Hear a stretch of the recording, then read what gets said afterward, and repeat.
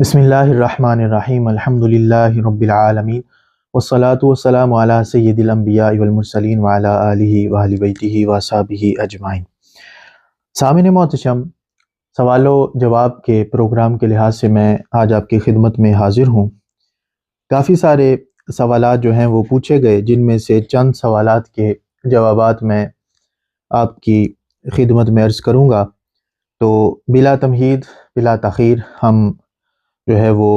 سوالات کی طرف چلتے ہیں۔ پہلا سوال یہ پوچھا گیا کہ اگر کوئی شخص دیر سے مسجد میں آیا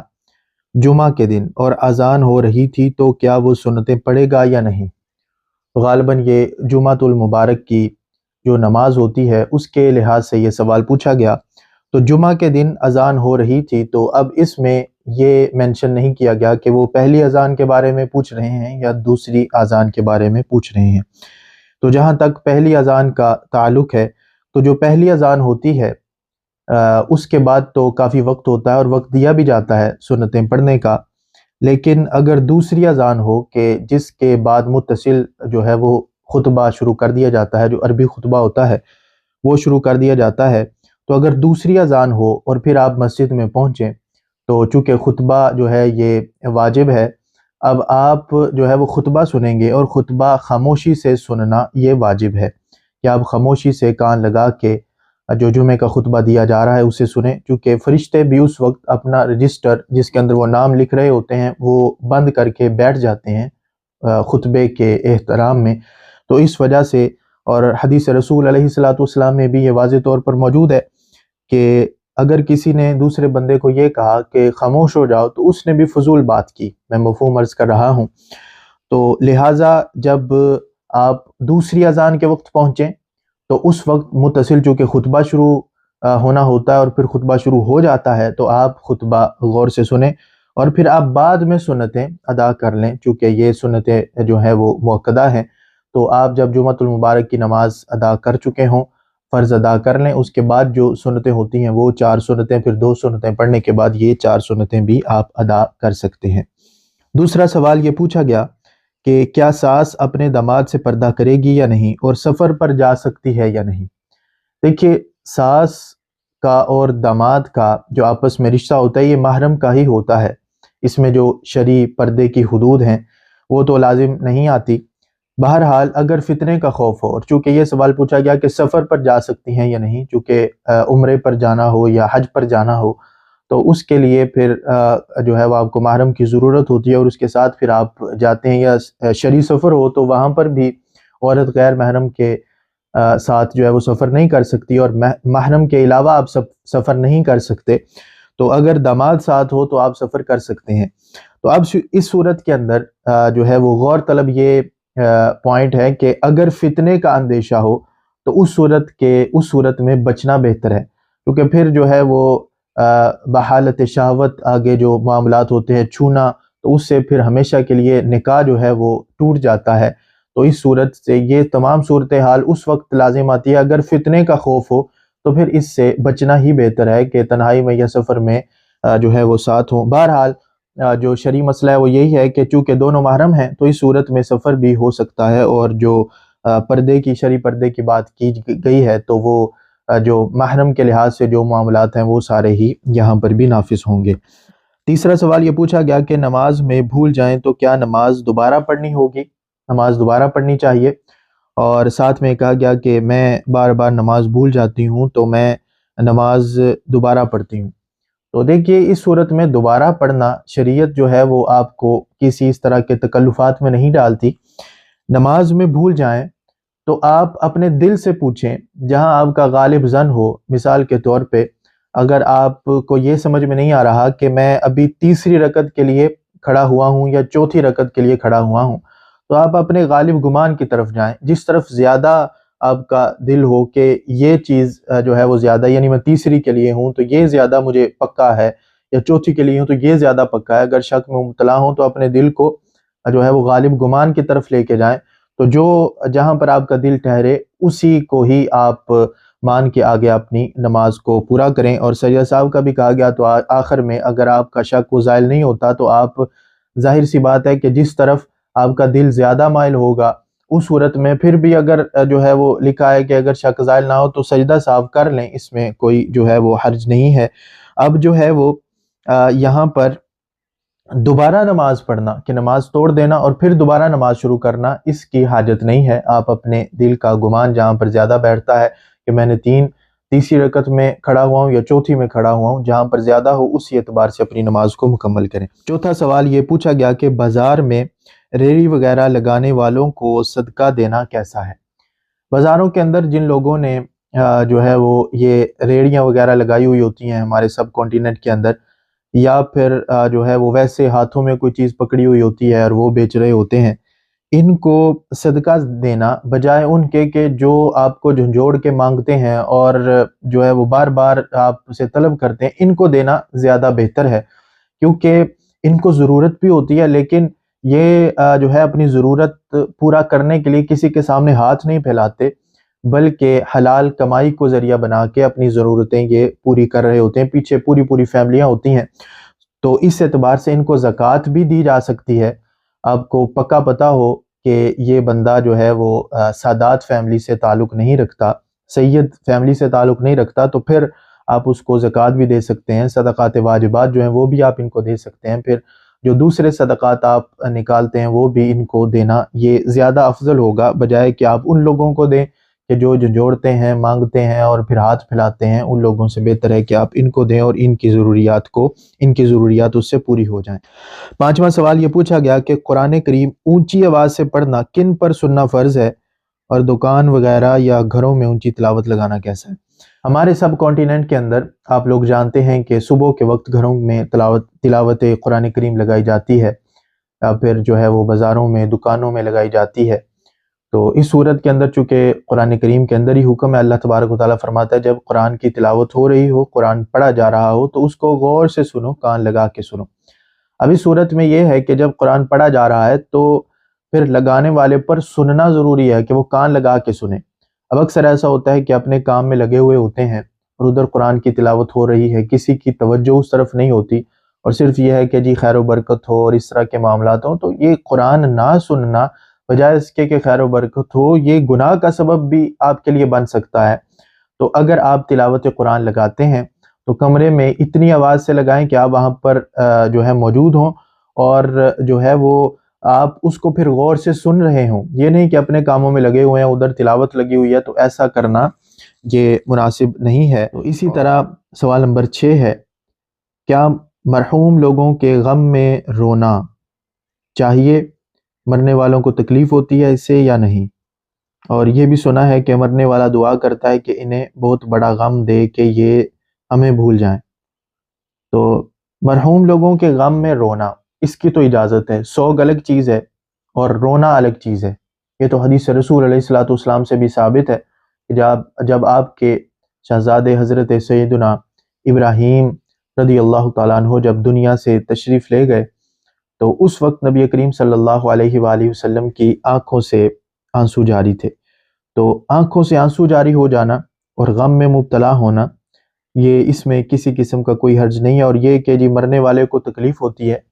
تو یہ اس صورت میں ہے کہ جب آپ اپنا گریبان چاک کرتے ہیں یا ماتم کرنا شروع کر دیتے ہیں، اپنے آپ کو مارنا پیٹنا شروع کر دیتے ہیں، تو یہ بخاری شریف کے اندر واضح طور پہ حدیث ہے کہ وہ ہم میں سے نہیں ہے جو اس طرح کرے کہ اپنے گریبان چاک کریں اور پھر اپنے آپ کو تھپڑ ماریں اور اس طرح کی حرکتیں کریں۔ تو اس صورت کے اندر پھر جو ہے وہ دنیا سے جانے والا اس کو ڈیفینیٹلی تکلیف ہوگی کہ یہ میری وجہ سے ایک ناجائز کام کر رہے ہیں میرے دنیا کے جانے کی وجہ سے، لیکن یہ کہ آپ روئیں اور رونا آپ کا اس کو تکلیف دے رہا ہو اور غم میں مبتلا ہو تو اس کو تکلیف دے رہا ہو، ایسا بالکل نہیں ہے۔ اور پھر یہ کہ جی وہ دعا کرتا ہے کہ انہیں ایسا غم دے کہ یہ ہمیں بھول جائیں، تو ایسا بھی بالکل نہیں ہے، یہ کسی قسم میں بھی اس طرح کا کوئی معاملہ موجود نہیں ہے۔ 7واں سوال یہ کہ بولی والی کمیٹی ڈالنا کیسا ہے؟ جس کا نام نکلتا ہے اسے پوری کمیٹی دے دی جاتی ہے اور باقی پھر اس کے زیادہ پیسے دیتے ہیں۔ یہ جو ہے وہ ایک سود کی صورتحال ہے کہ جس طرح سب کانٹیننٹ کے اندر ایک کمیٹی ڈالی جاتی ہے، پھر جو ہے وہ پرچیاں ڈالی جاتی ہیں، جس کی پرچی نکلے اس کو وہ طے شدہ چیز یا دے دی جاتی ہے۔ اب اس نے دی تو ایک ہی کمیٹی ہوتی ہے، لائک اس نے 5,000 دیا، 10,000 دیا، تو اس نے اتنا ہی دیا ہوتا ہے، تو اس کو جو ہے وہ 70-80,000 کی اگر کوئی چیز ہے یا 1 لاکھ کی یا جتنے بھی قیمت کی چیز ہے وہ اس کو دے دی جاتی ہے، اور باقی دوسرے ذرا جو ہوتے ہیں وہ پیسے پورے کرتے رہتے ہیں. تو یہ معاملہ یہ بالکل سود ہے، اور اس میں جو یہ اکٹھا کرتا ہے اس پہ دینا، پھر ہر کسی کو اس کی رقم دینا یہ واجب ضروری ہے کہ اس کو واپس ان کی رقم کریں. تو لہٰذا جو یہ کمیٹیاں ڈلواتے ہیں ڈالتے ہیں یہ سارے، تو ان کو جو ہے وہ ہوش کے ناخن لینے چاہیے کہ یہ بالکل سود میں داخل ہوگی، یہ بالکل آپ کو نفع اس کا نہیں پہنچے گا. 8واں سوال یہ ہے کہ ایک عورت کا مرد سے شرعی نکاح ہوا لیکن بعد میں دونوں میں کسی وجہ سے کوئی رابطہ نہیں رہا، یا سمجھ لیں کہ بیوی لاپتہ ہو گئی اور اس سے معتبر ذرائع سے غلط اطلاع ملی کہ اس کا شوہر وفات پا چکا ہے جبکہ در حقیقت وہ زندہ تھا. تو ایسے میں عورت نے دوسرا نکاح کر لیا، تو تقریباً 8 سال بعد شوہر نے بیوی کو ڈھونڈ لیا، تو کیا حکم شرع ہوگا؟ تو دیکھیے اس میں یہ ہے کہ ایک عورت کا مرد سے شرعی نکاح ہوا لیکن بعد میں دونوں کسی وجہ سے کوئی رابطہ دونوں میں نہیں رہا. آگے لکھا سمجھ لیں کہ بیوی لاپتہ ہو گئی اور پھر اسے معتبر ذرائع سے غلط اطلاع دی گئی. اب دیکھیے صورت کے اندر سب سے پہلے تو میں یہ بیان کروں کہ احناف کا تو مذہب یہی ہے کہ 70 سال تک جو مرد ہے یہ خاوند ہے، اس 70 سال تک کی عمر تک جب وہ پہنچ جائے تو اس صورت میں پھر جو ہے وہ یہ مانا جائے گا کہ وہ دنیا سے چلا گیا، اور پھر اس صورت کے اندر جو ہے وہ عورت پھر عدت اپنی گزارے گی، جو خاوند کے فوت ہونے کی عدت ہوتی ہے 4 ماہ 10 دن، اور اس کے بعد پھر وہ نکاح کر سکتی ہے. لیکن پھر اس کو آسانی پیدا کرتے ہوئے امام مالک رحمہ اللہ کا جو فتویٰ ہے کہ 4 سال تک، اور یہ بھی پھر قاضی کے معاملات ہیں کہ قاضی کے پاس جائے، پھر قاضی اس کی انکوائری کرے، کورٹ میں جائیں، پھر وہ پورا اس کی انکوائری کی جائے کہ وہ بندہ کہاں گیا ہے، وہ یہاں سے کہاں نکلا تھا. پھر جب حکومت اس کی باقاعدہ انکوائری کرے گی تو پھر کسی نہ کسی نتیجے پر بالآخر پہنچا جا سکتا ہے. تو یہ ہو کہ اس کے بعد پھر 4 سال تک انتظار ہو، پھر 4 سال کے بعد پھر وہ قاضی کے پاس جائے اور پھر اپنا مقدمہ اس کو سنائے کہ اتنی دیر ہو چکی ہے تو شوہر واپس نہیں لوٹا. تو اب اس صورت کے اندر پھر قاضی جو ہے وہ ساری انکوائری کرتا ہے، پھر اس کے بعد قاضی پھر نکاح فسخ کر دے تو اس صورت میں یا قاضی کو یہ پتہ چل جائے جو ہے وہ معتبر ذرائع سے، قاضی کو معتبر ذرائع سے یہ پتہ چل جائے کہ بندہ فوت ہو چکا ہے، تو اس صورت میں پھر قاضی آپ کو بتائے کہ بندہ فوت ہو چکا ہے تو آپ 4 ماہ 10 دن کی عدت گزاریں، پھر آپ نکاح کریں، یا پھر نکاح فسخ ہو جائے تو پھر طلاق کی آپ عدت گزاریں اور پھر آپ آگے جو ہے وہ نکاح کر سکتے ہیں. اب اس صورت میں یہ ہے کہ شوہر اگر واپس آ گیا اور آپ نے یہ سارے لوازمات بھی پورے نہیں کیے تو پھر آپ پہلے شوہر کے ہی نکاح میں رہیں گے، اور اگر یہ معاملہ چل رہا ہے اور آپ نے یہ جو شرعی معاملات ہیں اس کی حدوں کو آپ نے ملحوظ خاطر نہیں رکھا، تو اس صورت میں یہ ہے کہ آپ ابھی جو ہے وہ آپ نے اگر دوسرا نکاح کر لیا ہے تو اس سے اگر ہمارے سننے والوں میں کوئی ایسا موجود ہے تو وہ بالکل شرعی معاملہ ہی اختیار کریں، اور ابھی جو ہے وہ اس معاملے سے پیچھے ہٹیں. پھر شوہر آ جاتا ہے تو پھر بچے ہو جاتے ہیں تو پھر ان سارے معاملات میں بگاڑ پیدا ہوتا ہے. تو اس وجہ سے آپ جو شرعی حدود ہیں ان کو ملحوظ خاطر رکھیں. اور جو یہاں پر پوچھا گیا کہ معتبر ذرائع سے غلط اطلاع ملی، تو معتبر ذرائع یہ ہوتا ہے، امام احمد رضا قدس سر العزیز آپ نے فتاوی رضویہ کی جلد نمبر غالباً 23 کے اندر اس طرح کا مسئلہ آپ نے بیان کیا، اور آپ نے اس کی وضاحت فرماتے ہوئے لکھا کہ معتبر ذرائع یہ نہیں ہوتا کہ وہ فلاں بندہ آگے گئے جی میں نے سنا ہے کہ وہ بندہ دنیا سے چلا گیا، ایسا نہیں ہے، بلکہ یا تو اس نے خود دیکھا، وہ خود جنازے میں شریک ہوا ہو، یا پھر وہ خود جو ہے اس نے اس کو مردہ حالت کے اندر دیکھا ہو تو پھر آ کے بتائے کہ میں نے اپنی آنکھوں سے دیکھا ہے کہ وہ دنیا سے جا چکا ہے، یا میں خود اس کے جنازے میں شریک ہوا تھا. لیکن اس طرح کے معتبر ذرائع آپ اس کو مان لیں، اور پھر مسلمان جو ہے وہ مومن بھی ہو، فاسق نہ ہو کہ جس کی خبر پر عمل ہی نہیں کیا جا سکتا، تو پہلے دیکھا جائے گا کہ وہ فاسق تو نہیں، فاسق نہیں ہے تو پھر اس کی خبر، پھر اسے پوچھا جائے گا کیا تو نے اپنی آنکھ سے دیکھا، پھر آنکھ سے دیکھا ہے تو یہ ساری انکوائری کے بعد پھر اس طرح کے معاملات ہوں گے، نہ کہ بس سنی سنائی بات ہو پھر آگے آپ کر دیں اور پھر اس طرح کی غلط خبر ہو، پھر خاوند آ جائے تو پھر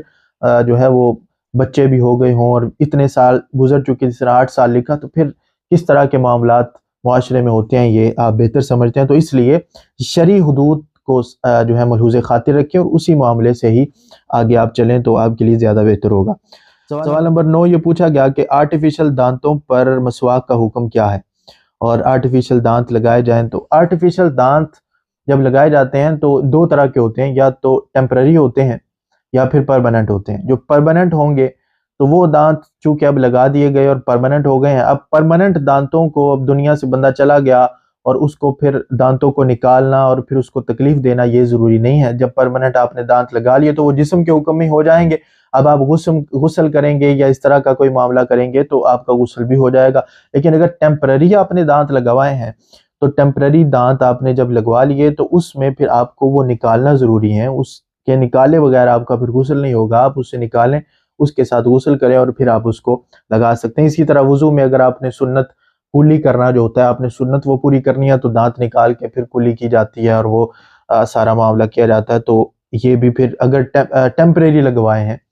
تو اس صورت میں آپ نکالیں گے، اور اگر ٹیمپریری نہیں ہے، اگر پرماننٹ لگوائے ہوئے ہیں تو پھر اس میں اسی طرح مسواک کا حکم کہ مسواک کا ثواب ہوگا نہیں ہوگا، تو یہ بھی اسی کے ساتھ تعلق رکھتا ہے کہ انہوں نے یہ بھی پوچھا کہ اگر 2-3 دانت ہوں تو پھر اس کا کیا حکم ہے۔ تو دیکھیں مسواک جب آپ کریں گے تو اس کا ثواب تو آپ کو مل جائے گا، جس طرح پرماننٹ ہیں تو پھر پرماننٹ میں تو وہ جسم کا حصہ ہی ہوں گے،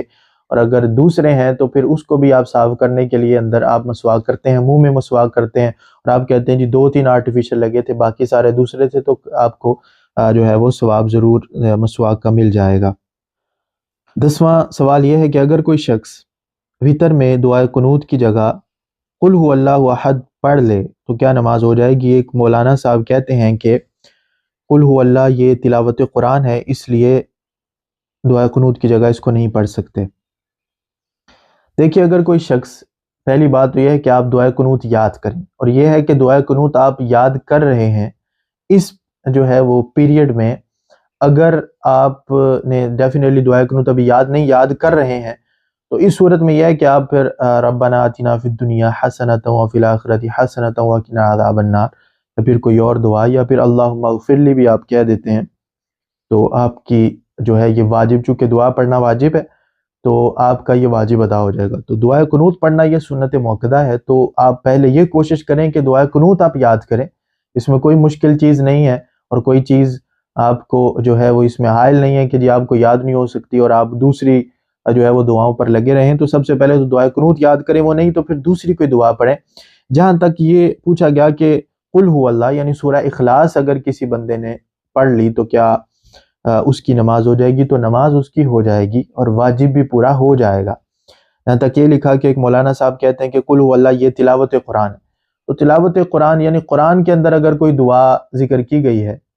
ربنا رب اجعلنی مقیم الصلاۃ ومن ذریتی، اور آخر تک یہ دعا ہے، یہ بھی اب قرآن کے اندر ذکر ہے، تو کیا اب یہ دعا پڑھنا تو کیا یہ تلاوت قرآن ہوگی؟ پھر جہاں تک قل هو اللہ کی بات ہے تو یہ قل هو اللہ یہ ثنا ہے، اور ثنا جو ہے یہ دعا، ثنا کو دعا بھی کہتے ہیں، اس کو امام اہل سنت نے قدس سر العزیز نے آپ نے غالباً جلد نمبر 7 کے اندر یہ بات لکھی ہے کہ اگر کوئی یہ پڑھتا ہے تو یہ بھی ایک ثنا ہے، الحمدللہ یہ بھی ثنا ہے، اور ثنا جو ہے یہ دعا ہی ہوتی ہے، تو اس وجہ سے دعا پڑھنا چونکہ واجب ہے تو اس صورت کے اندر نماز ہو جائے گی۔ لیکن بہرحال ضروری یہ ہے اور بہتر یہ ہے کہ آپ جو ہے وہ یہ کریں کہ دعائے قنوت یاد کریں۔ 11واں کوشچن یہ پوچھا گیا کہ 90 لاکھ کلمہ پڑھوانا یہ کسی بزرگ کی طرف ہے، تو یہ کون سے بزرگ ہیں؟ 90 لاکھ لوگوں کو کلمہ پڑھایا یہ حضرت سیدنا خواجہ غریب نواز خواجہ معین الدین چشتی اجمیری رحمہ اللہ تعالی، آپ کی کرامت کے لحاظ سے اس کو ذکر کیا جاتا ہے،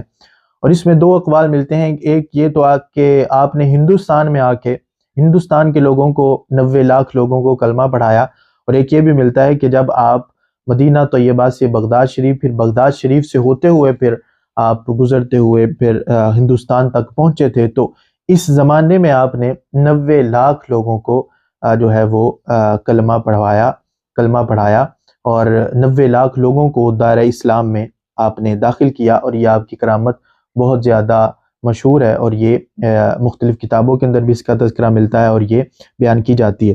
جہاں تک یہ ذکر کیا گیا کہ سیدنا غوث اعظم رحمہ اللہ تعالیٰ کے بارے میں کہ سیدنا غوث اعظم رحمہ اللہ تعالیٰ نے ایک طرف سلام پھیرا تو 70,000 لوگ مسلمان ہو گئے، دوسری طرف سلام پھیرا تو 70,000 لوگ مسلمان ہو گئے۔ تو یہ واقعہ جو ہے یہ ہمیں کسی کتاب میں نہیں مل سکا کہ کسی معتبر کتاب میں اس کا ذکر ہو تو یہ اس طرح کا کوئی واقعہ ملے، تو یہ واقعہ نہیں مل سکا، واللہ اعلم۔ اللہ تبارک و تعالیٰ سے دعا ہے کہ ہمیں جو کچھ سنا عمل کی توفیق عطا فرمائے، اور غلطی کوتاہی ہوئی تو اللہ تبارک و تعالیٰ اپنی رحمت کے صدقے، نبی پاک صلی اللہ علیہ وسلم کے